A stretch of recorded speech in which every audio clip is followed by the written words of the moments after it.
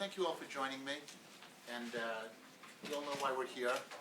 On last week, we shared with you concerns about individuals who were planning to use the cover of crowds for the purpose of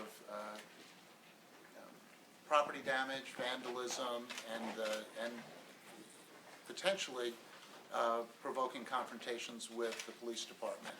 So today we saw this occur.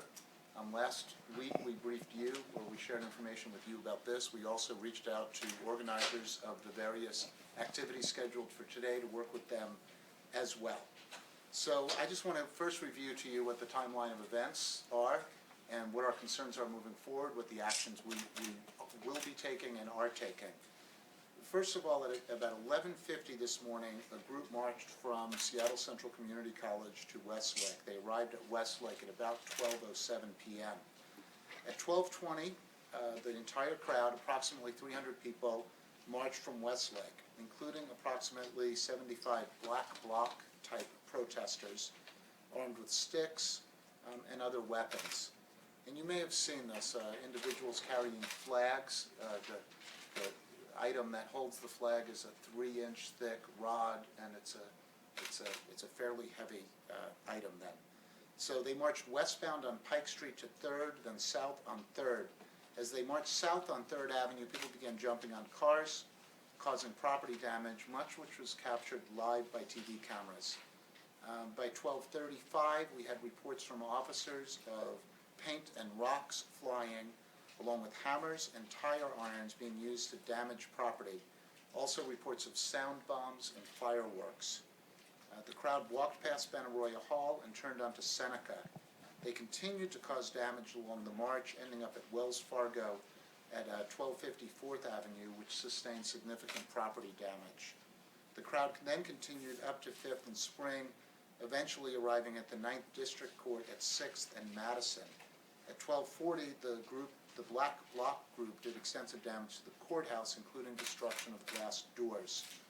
The crowd then headed north, causing property damage along the way. At 6th and University, the Black Bloc blocked traffic.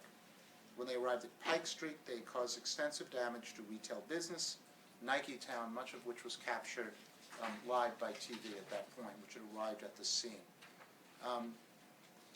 The group dispersed and ran when police officers arrived. We have made 2 confirmed arrests, and we're getting reports on how many additional arrests have been made.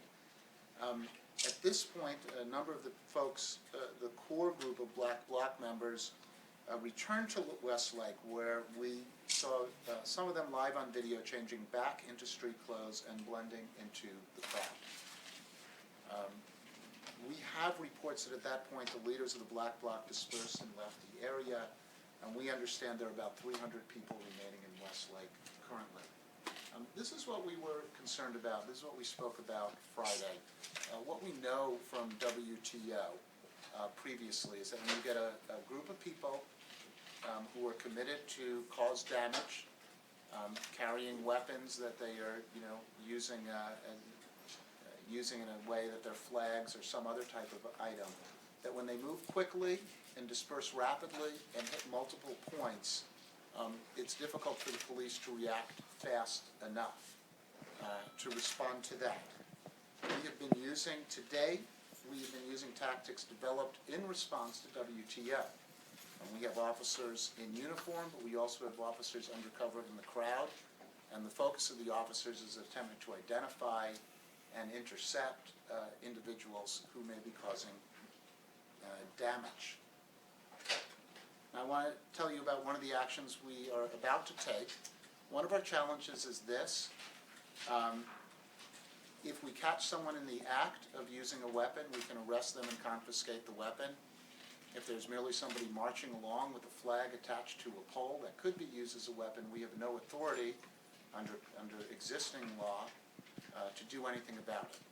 So, using the emergency powers of the mayor's office, I am issuing an order for the limited purpose of giving the police authority to confiscate items that can be used as weapons. This will be for the duration of the scheduled activities through May Day. It will be in the downtown area, and we will share with you that order when we sign it. The final draft is being prepared for my signature now. I'll sign it at the conclusion of this press conference. I've reviewed and approved it to make those final revisions.